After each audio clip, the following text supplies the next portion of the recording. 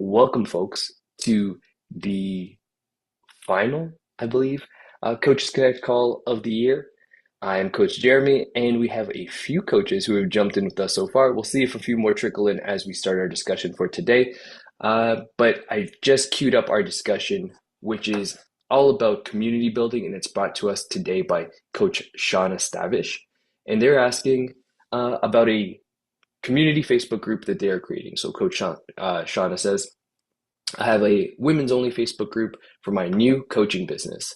It's very small and I'm looking to add free content, printables, trackers, things of that nature to show value and have group members hopefully invite their friends. What are some other things that worked well for you? And they've started to put some recipes in the files. I have done a this or that fitness edition, a poll or two for interaction, infographics, but looking to continue to add value and really want to entice women with some cool stuff. So, curious to know if you've run a Facebook community before or an online community, either as the owner or moderator. What are some of the things that you have found to be quite attractive for folks that has gotten engagement and ultimately has led to the growth of that community? The good news is we're also joined by two of PN's community moderators and the queen of all things community today. So maybe we can get some feedback from our internal team to see, hey, how have we grown our community or how do we bump up the activity in our communities?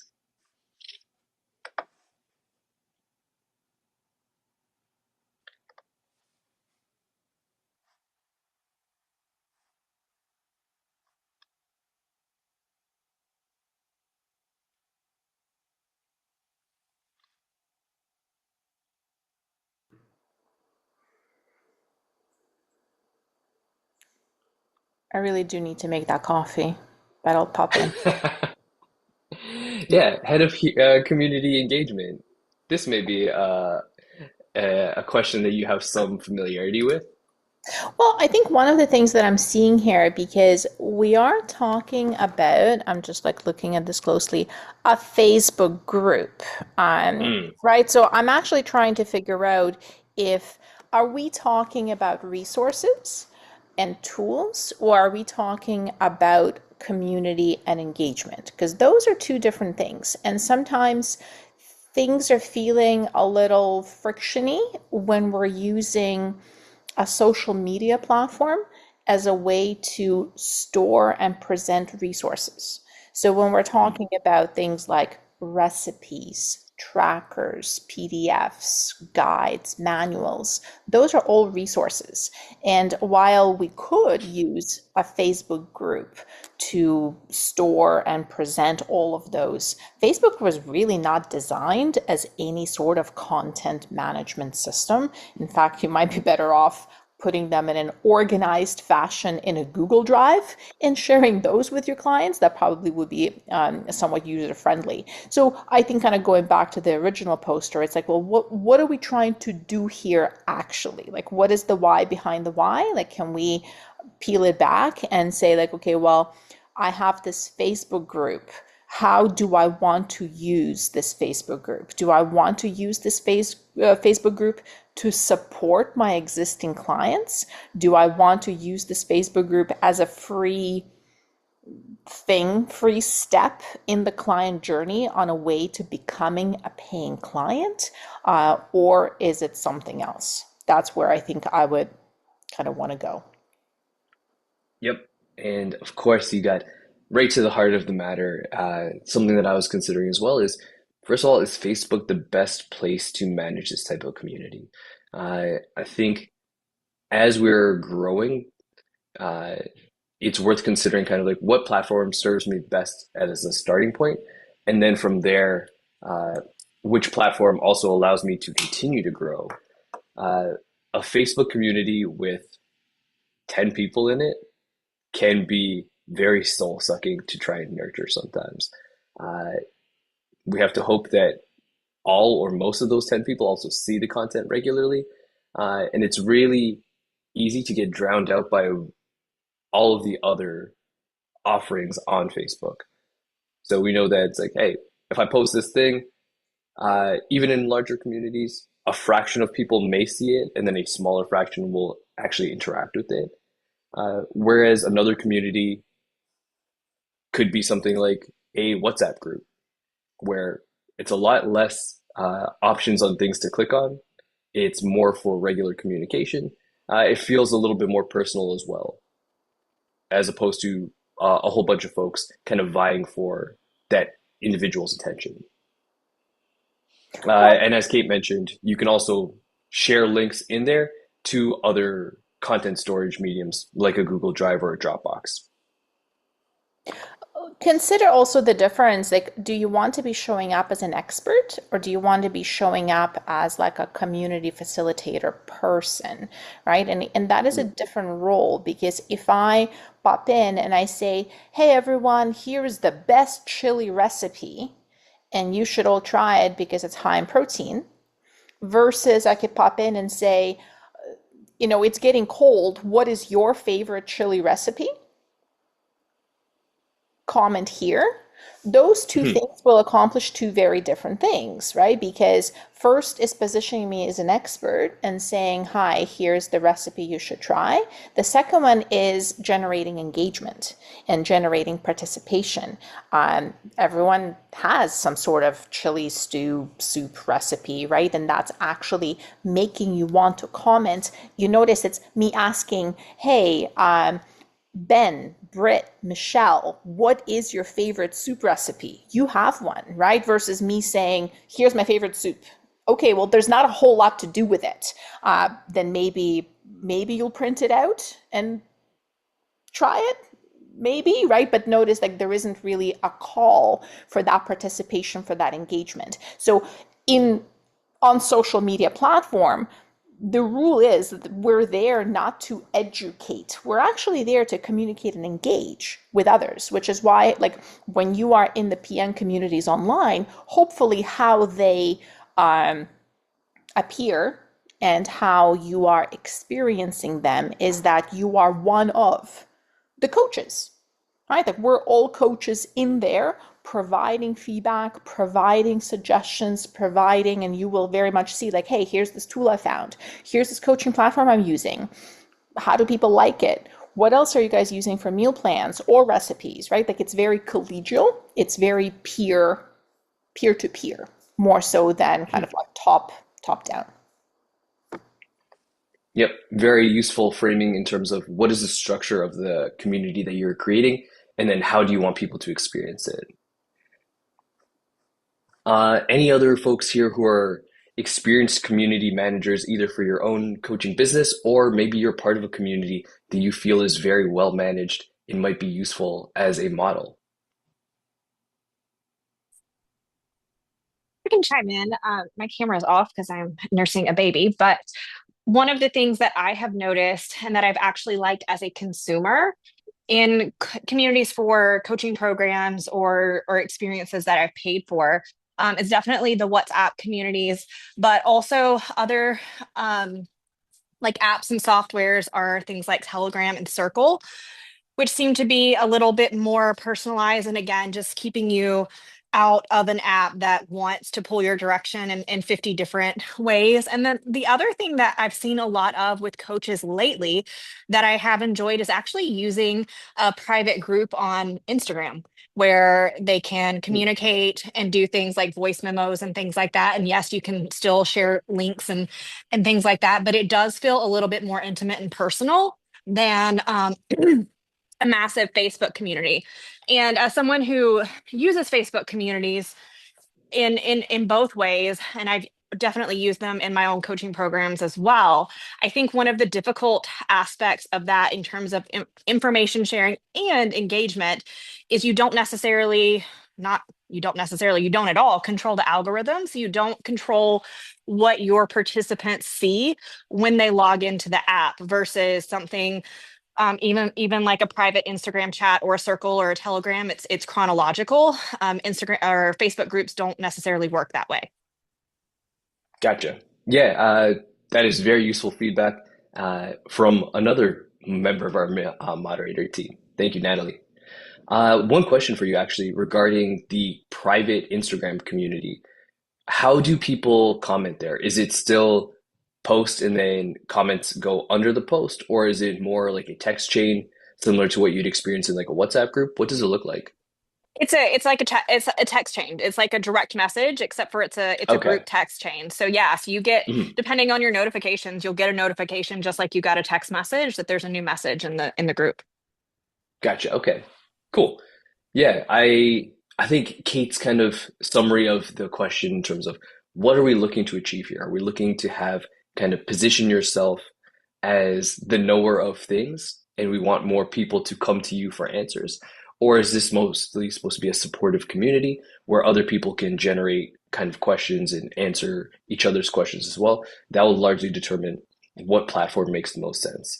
Uh, in terms of sharing cool things, uh, are there any folks here who are part of communities where you feel like there are great resources that you can take away and use in your life from those communities?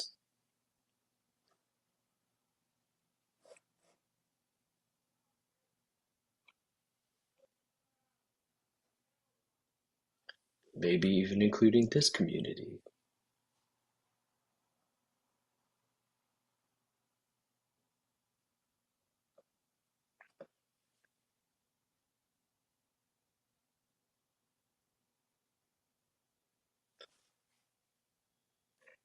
So I'll share for at least the end of Shauna's comment, where really want to add value and continue to entice women with cool stuff. I think we likely do our best work in a community setting where the cool stuff that we provide is conversation and helping people to voice their conversations. So essentially using it as a platform to kind of uh, generate conversation and then demonstrate a little bit of your coaching skill in those conversations. Oh, sorry.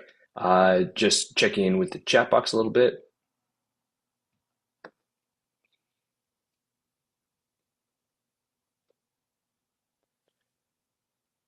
Michelle, welcome. Yep, just doing a little bit of a roundtable discussion about Facebook communities as we're trying to help Coach Shada figure out how to create the best environment to support her people. If you have any feedback regarding either Facebook communities or being a community manager or a community participant, we'd love to get some feedback from you.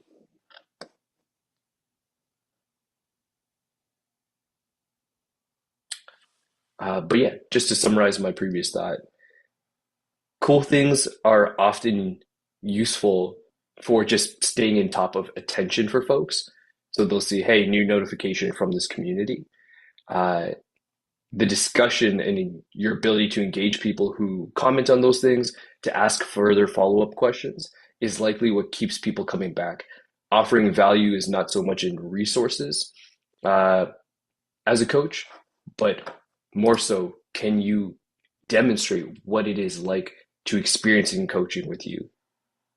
So communicating with you and having you either answer their questions or get them to think further on those questions that they're posing in the group.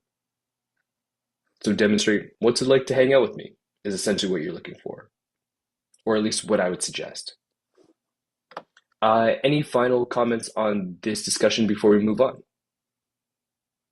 I was going to type it, but let me just speak it. I have a question along the same lines, but not necessarily like group posts. How is it, how can we basically coach out loud so people can get that without, um, and I might be overthinking it, like they can get a sense of who we are, what we do, how we offer it, and that's just a taste so that we can maybe pull them into a group or a smaller community where they can get more. Gotcha. It's So definitely you're yeah. So if I understand the question correctly, it's how do I demonstrate kind of what it is like to participate in coaching with me uh, in a way that is accessible to people so that they take that next step of either joining your group or signing up for coaching. Exactly. Uh, Essentially, what you're asking is often how I think of a lot of social media and how we present ourselves online or in other communities where we kind of hang out and we know that our clients hang out.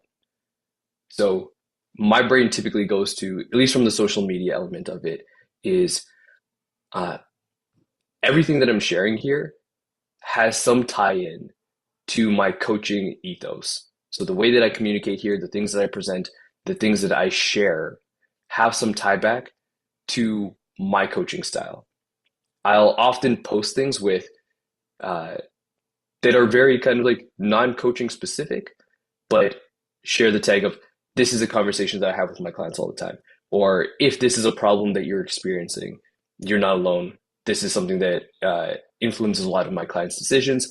This is something that I discuss with clients all the time. So I'm always constantly positioning myself as a coach and demonstrating that this is an area where it's like maybe not expected in nutrition coaching, but it is a conversation that I engage in all the time in a professional setting. And I'm just putting those things out there as a way to, again, position myself in the communities or within my social circle as a coach.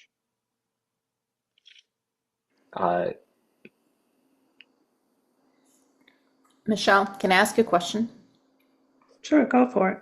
You ever hired a coach? Yes. Who was it? She was a coach that did basically emotional regulation. How did you find them?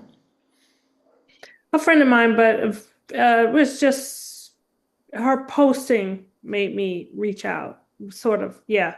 It was So her it's post. kind of a little bit of word of mouth, right? Which is how you Mhm. came across them, but you didn't come across them and hire them immediately. You probably followed them for a bit and started feeling them out as a person, as a coach. Sort of. And I think that's where it gets complicated. I need to go back to that time when I hired them Hmm. to really think about what made me go ahead and sign up with them. Because I don't remember.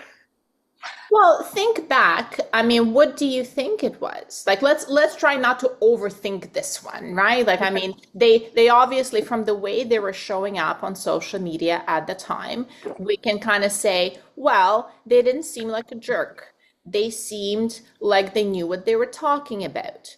They seemed like they were frequently talking about possible solutions to the problems you were experiencing. That's what it was. It was they were talking about solutions to the problem I was experiencing. Yeah. Can you recall or like share with us maybe like one of those problems, like something you feel comfortable sharing, like at the time, like where they may be talking about more energy or like insomnia or being tired and run down? Like what was it? They were something about emotional regulation. They were talking about a number of things, number of struggles. What Um, were, I, from what I can remember, it had something to do with stress. okay, yeah. So that was what it was. So I was what would like what do we take from this? Like right now, like this little exchange you and I had, because I just like threw you blast from the past, so to speak, right? Like let's look at your own purchasing decision, right? And how do we take that and take it forward so people can feel the same way about Michelle? okay. So basically, I just what I heard basically present to in a way of what I offer to people so that eventually when they hear it, they'll reach out, if I heard you correctly. Well, it's, and I think consider just the people that you feel attracted to, right? Or like, or consider hiring. Just because, not that you necessarily are going to be the most representative person, because I always have to do that little reality check, right? Like where myself or yourself or Jeremy or Natalie, like we might not be the most representative people hiring health and wellness professionals, but we are still consumers making those decisions, right? And there are going to be some common principles that apply. So what is it about how people show up? I usually look for consistency. Like people are, like if people are online regularly, they're posting regularly. To me, that signals that they're taking their business seriously. It's not like a part-time random hustle that is touch and go. So I usually if I follow somebody, I kind of lurk and creep for 6 to 12 months Oh, before, depending on the amount of money, right? Like if it's a $49 course, I might follow them for a day and buy something. But if it's a $3,000 thing, then I might follow them for 3 months or more. And I want to see, like, do they show up? Are they nice? Do our values align? And I would actually say, like, take a look at who you're following already, whether that's Facebook or Instagram. I personally think, I'm biased, but I think Natalie is on the call. She's on Instagram. Let me see if I can pull her up. I think she does a great job on her account in terms of like demonstrating some of the problems that she's solving for folks. I'm going to share her account okay. here. And if you find other folks on Instagram, like if you were to compare Natalie and my Instagram account, you'll notice how they're actually very different, right? But I think we both do that thing in different ways in terms of what we talk about, what we portray, and how we do that. Okay. That's very helpful. Thank you. I'm glad to hear it. Awesome. Thank you for that follow-up question, Michelle. And I think to Kate's point, something that I personally have found helpful as a health coach in my skill set and what it is like to work with me is also talking about the problems and things like that, is paying attention to little micro struggles that you have throughout your day and that you may be self-coaching yourself around, or you may be looking to change and things like that. I think when we put our coach's hat on and we sit down and we think about how can I create content so that I am demonstrating my value, I'm demonstrating my skill set, helping people understand what it's like to work with me. We're so focused on the macro and the big transformation and the amazing ways that we can help folks. We forget that it's these micro moments that people are really struggling with, that we have likely struggled with or are struggling with in our day-to-day, that's really going to resonate with people and demonstrate how these big things that we can help them with will really impact their life. That's good. Jer, how do you go about it? Like, how do people know like what you're like as a coach? I would imagine a lot of people it's word of mouth, right? Like, but outside of Majority that, are word of mouth. But yeah, occasionally people do find me online, and I always think, how? My social media strategy is so bad.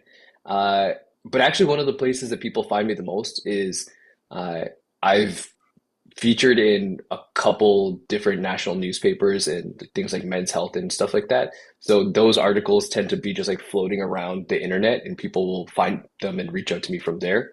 People who find me on social media are probably the smallest percentage of the people that I actively coach.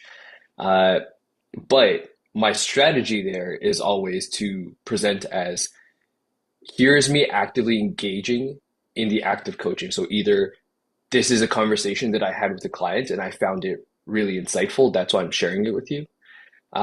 This is a thing that I've struggled with or I found benefit with. So that's why I'm sharing it with you. Or this is my overall philosophy on health and wellness. And it's a conversation that's been bubbling in my head. So I'm capturing it here partially for myself, but if it helps anyone else, then that's fantastic as well.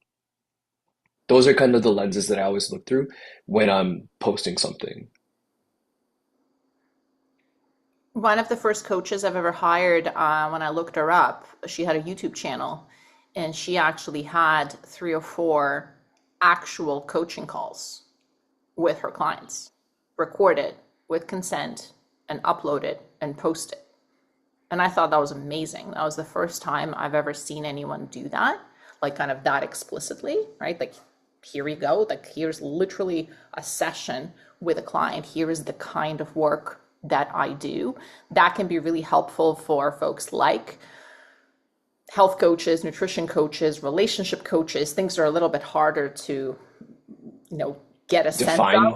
define, Yeah. right? Everyone knows what a personal trainer is or a massage therapist is. Like we kind of know what that looks like or what happens, but what happens in a conversation with a health coach? So some of you might have seen, we've been sharing some demo coaching calls in the community in the last couple of weeks with that kind of same like agenda to show you what it's like to be in that interaction. So that's yet another way, like Michelle, to the conversation we've been having is, well, how do I show people what it's like to be coached by me?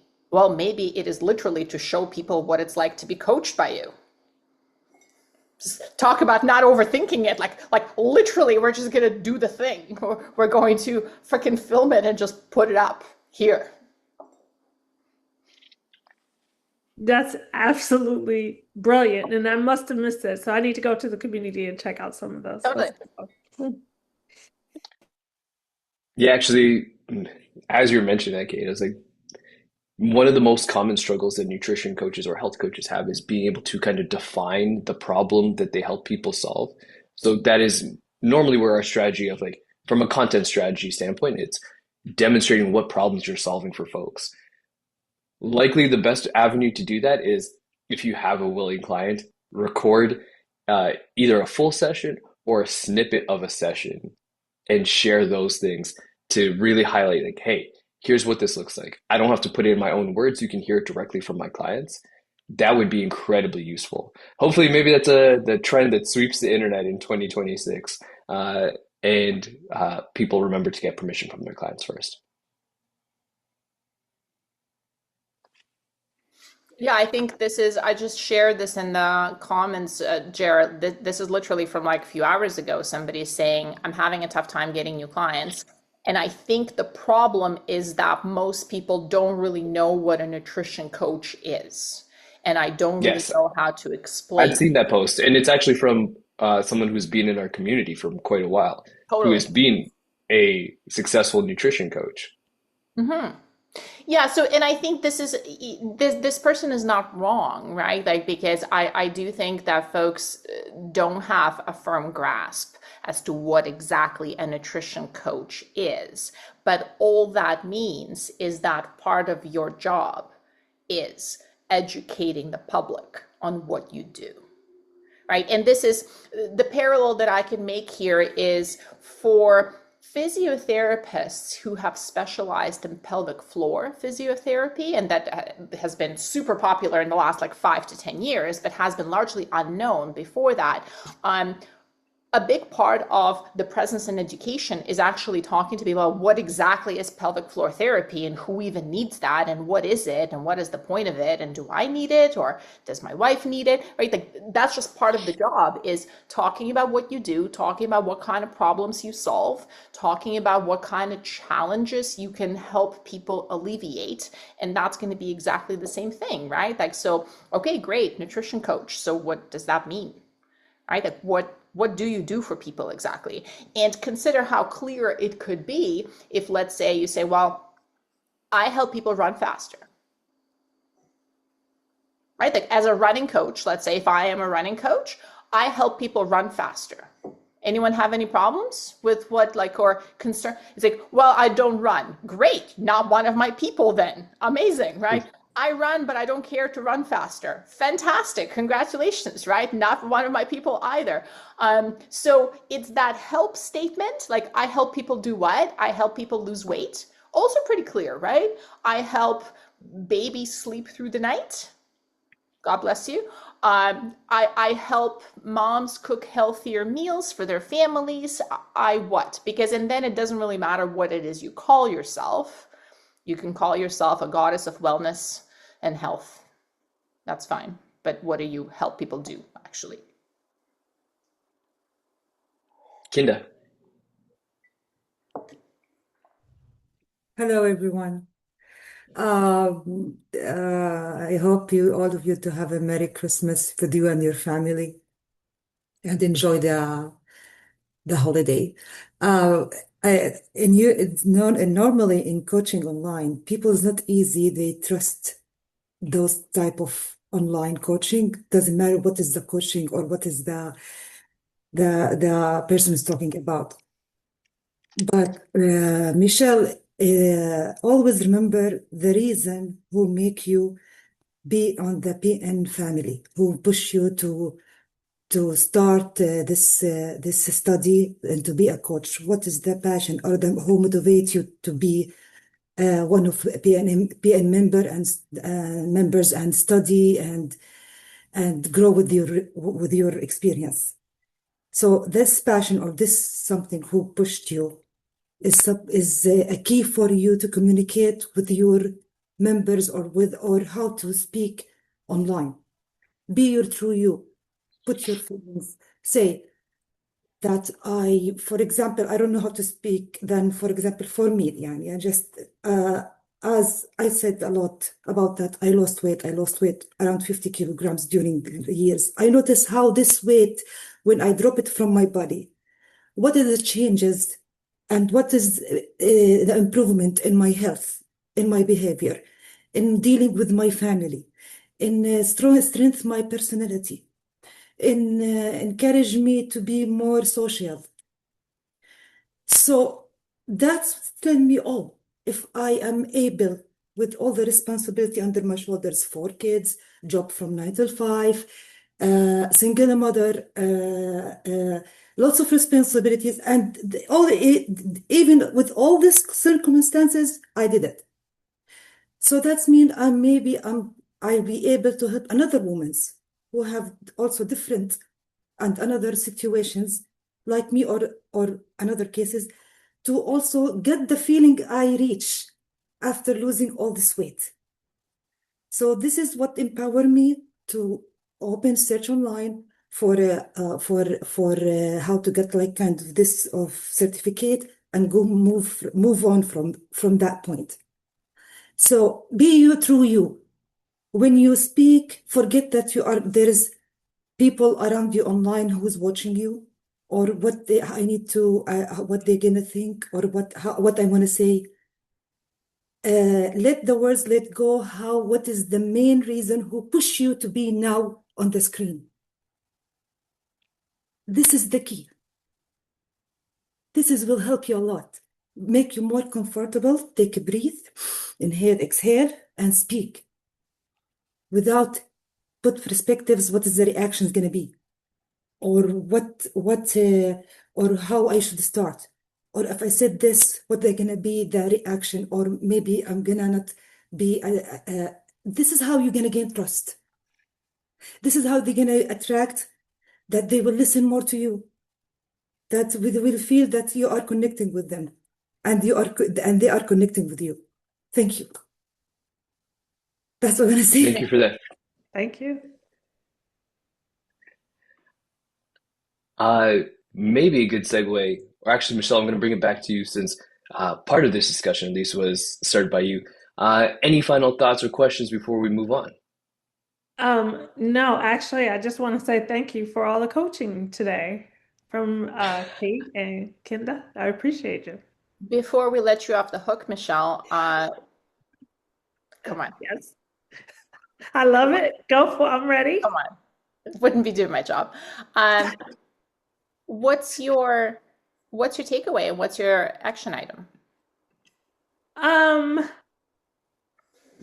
My takeaway. There's two different things. So takeaway is just be me. Not being concerned about what people may think. Just talk to people on social media. And my action item is to actually talk to people more. And when I say that, I mean doing like stories about my life. In fact, one of the stories I'm going to do after this call is finished is how I got coached on this call. And that is such a growth experience. I love it. Okay, and you notice how you actually, like, I appreciate you just worked through the list there, right? Like, here's the takeaway, here's the next thing. But even for your next action item, did you hear how you went from general to specific? You're like, okay, for my specific actions, I'm gonna talk more. Okay, but what does that mean, right? Actually, what I'm gonna do is I'm gonna do this, like, I'm gonna post a story on this specific interaction that we just had here and how helpful it was, or not helpful, whatever, however it was, right? And this is going to be exactly kind of the model that you can use when you're having a coaching interactions or interactions online. You might watch an interaction unfold, right? Like our PN coaching community is feeding my entire social media feed. Like here's a question someone asked, right? Like, so let's elaborate on that. Here's a scenario, and the questions never run out, the scenarios never run out. All I have to do is consider and respond, right? Like, so same thing for you. What do people want to know? What do people ask? Love it. Thank you. Thank you.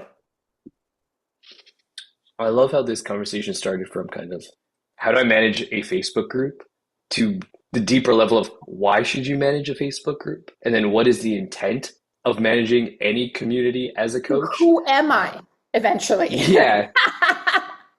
To how do I show up in the world? But Kate, I'll say I have at least one action item to consider as well.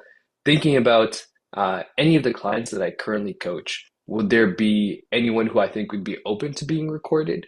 And then potentially, is there a conversation to be had with that client that I think would demonstrate what it's like to work with me? And a few names come to mind.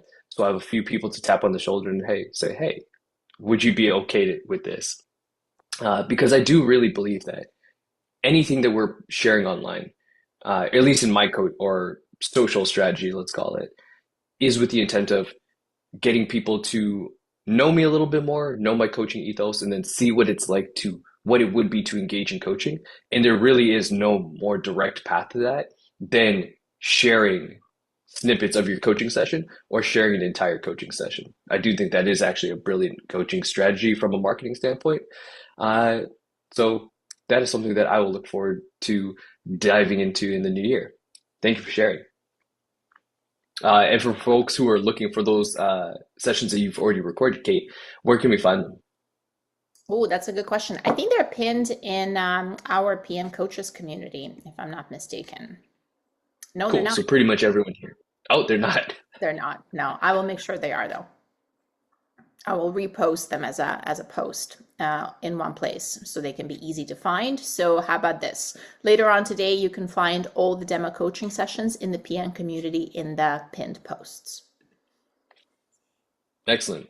Take a look, folks. And maybe if you are coaching people currently, either paid clients or test clients, consider recording some of those sessions and seeing if there are some nuggets of wisdom that pop out there that really demonstrate what is it like to work with you, especially if you're having a hard time defining what your role is as a coach. Instead of telling people, show them. Can I take and this actually one step further, Jared? Because I can't help myself. Can we just please keep beating this? I don't think I could stop you if I wanted to, so please continue.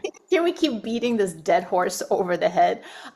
So one thing I will say, right, like that there is this very direct way of like, let's just show people what it's like. And I've done this to, not proud of this necessarily. I've done this to random strangers, right? Like where it's just like, what is it that you do? And I was like, let me just show you, give me 20 minutes, right? And he's like, but also not a super scalable way to promote our services. So it's a super fun way to do that. And if you have the time and if you have that sort of one-on-one chance interaction, whether that's at a party or at an event or one-on-one with a prospective client, or you have a chance to record a demo call and put it up, amazing. But also, we also have to kind of push ourselves and find a way to describe what we do in a sentence or two, in a super quick interaction. So what does that look like? And my favorite way of doing that is actually when a new person asks me what I do, I actually change my answer very regularly to see how it feels like on my tongue, in my mouth, coming out, if I stumble over my words, if I like it. Because what I do can be described in so many different ways. So maybe today I'm meeting a new to me physiotherapist and they want to know what I do. And I will say, well, I actually work with health and wellness professionals and I help them build online businesses. Okay, cool. But then tomorrow I'm meeting, I don't know, a VP at my kid's school and they want to know what I do. And I will say, well, I'm a nutrition coach. I actually help people move more. Like, and I was like, I can actually play with different aspects of what I do with different people and use that as practice ground for myself. Like, which ones of those land better? Which ones people go, oh, that's amazing. Like, what does that mean? Like, what elicits more questioning and what elicits confusion and seems unclear, right? Like, it becomes a playground for us to continuously hone on what we want to call ourselves and how we describe what it is we do. 100%. This is something that we talk about in our coaching business Kickstarter program is kind of coming up with your elevator pitch. And it normally has a very formulaic approach of, I am this, I help this person to achieve this for this reason. Uh, and folks get really caught up in being able to deliver it at the drop of a hat, verbatim, the same formula, the same format all of the time. And one thing that I encourage folks to do is like play with it a little bit, see what feels more natural to you. Even if you leave it a little bit ambiguous, the thing that we want to happen as a consequence of sharing the what is it that you do is that in polite conversation, the person goes, "Oh, tell me more about that. What does that what does that look like? What does that actually do?" Generally, if you're in polite conversation, the person will, unless you say it's like, I am a fighter pilot. It's like where people have like a pretty strong conception of what that is. Saying nutrition coach or saying kind of some of the titles that we use and sharing what our work entails normally leads to more questions and answers. So if you're getting those questions back, I think that's an effective starting point to then demonstrate a little bit more of what does that look like. Kate, you mentioned like doing this with strangers, and you say, hey, like if you give me 20 minutes, what does that normally sound like for you? What is the response that you're looking for that lets you know I'm on the right path and I have permission to kind of share a little bit more? Yeah, I mean, in all seriousness, like I think when those conversations do take place, it's I can kind of kick that off by tell me about a behavioral change you've tried implementing and haven't been able to. And we can Mhm. usually delve into that, right? And we can brainstorm it and we can troubleshoot it. Because what we do and what people don't know is a lot of what they try to do and fail at is actually a very solvable problem. And they don't think that it's a solvable problem. They think it's a personal failing or some sort of like flaw of character. Like I had my good friend tell me like very casually in conversation, she's like, "Oh, I have low iron. I'm like constantly so tired and exhausted and it's been confirmed many times." I'm like, "All right. Yeah, I've been given like iron supplements. I just don't take them. I'm like so bad at taking pills." I'm like, dude, that is a solvable problem. Like we can legit troubleshoot this and actually make this happen. Like you don't have to be the kind of person who is bad at taking pills, whatever that means. Like you have tried taking pills before and have failed, but then we can look at what have you tried? How have you tried it? Why did you fail? What exactly didn't work? And actually come up with an action plan for that that is different.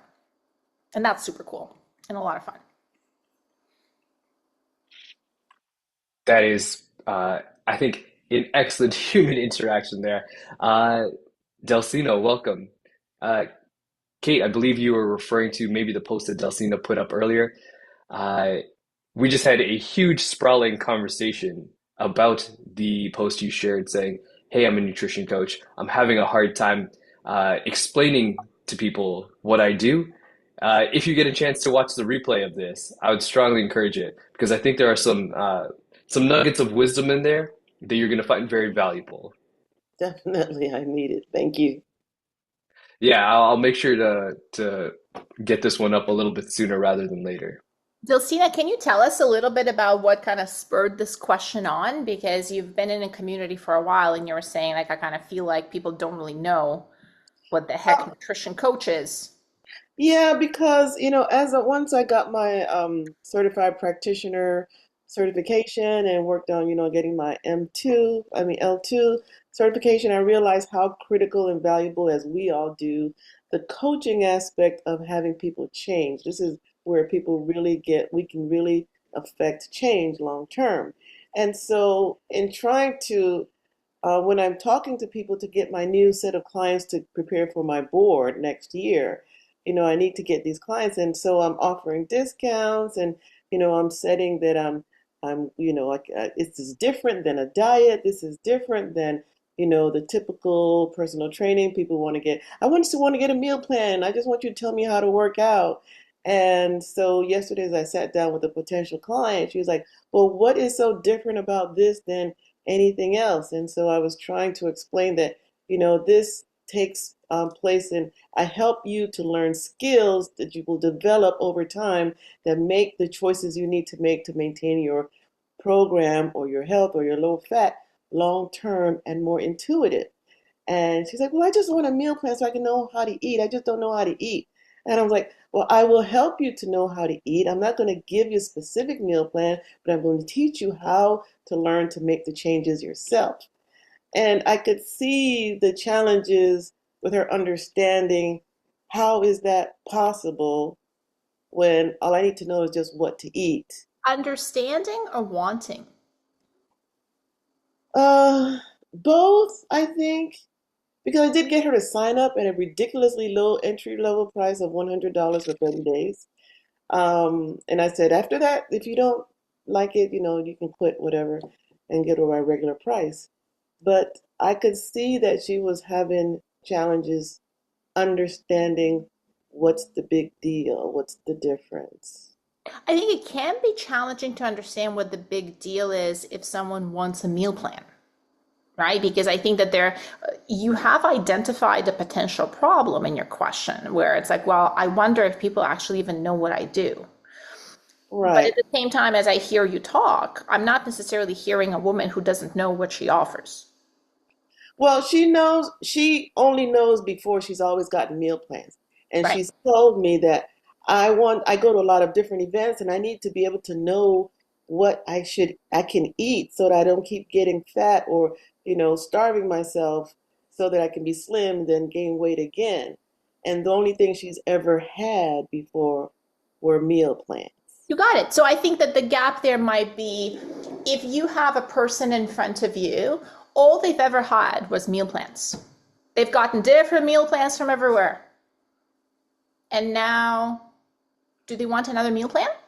Because then you're not the woman for them, are you? But if No, they want something different, then you might be the person for them. yeah, she wants a solution aside from a meal plan. But I just couldn't. Well, I guess I did translate it, but she's my friend too, so she signed up. But she's, I felt that I could have had a better way of getting her the information to understand that this is more than just telling you what to do. This is showing you the path to make it your choices in the long term. Hmm. Jared, what are you hearing? I mean, I've definitely been Delcy, and I've been that coach in that conversation where someone comes with here's the idea of what I have. When I read the title nutrition coach, this is what I assume I am signing up for.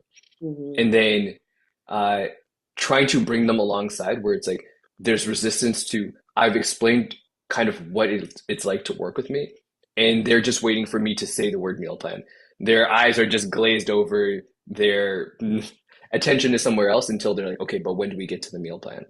So uh, it's useful to have some ways of kind of how do we poke around that idea and start to kind of deflate their enthusiasm to it in a very like kind and gentle way. And Natalie has already pointed to one of the things that we can ask. So uh, you mentioned that you've gotten meal plans in the past. How have those worked out for you? One of the questions that I would ask in addition to that is, cool, so meal plans have had some level of success for you. You obviously feel like that is a viable solution. Why not just pull out one of your old meal plans? What's preventing you from doing that? If there's a reason that the meal plan stopped working then, all of those previous times, What ensures that the meal plan that I generate for you now will be the thing that works for all time?